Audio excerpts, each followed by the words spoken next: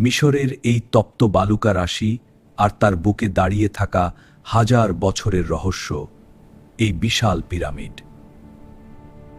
ভাবতে পারেন, এক একটি পাথরের ওজন কয়েক টন, অথচ মানুষ এগুলোকে পাহাড়ের মতো সাজিয়ে রেখেছে।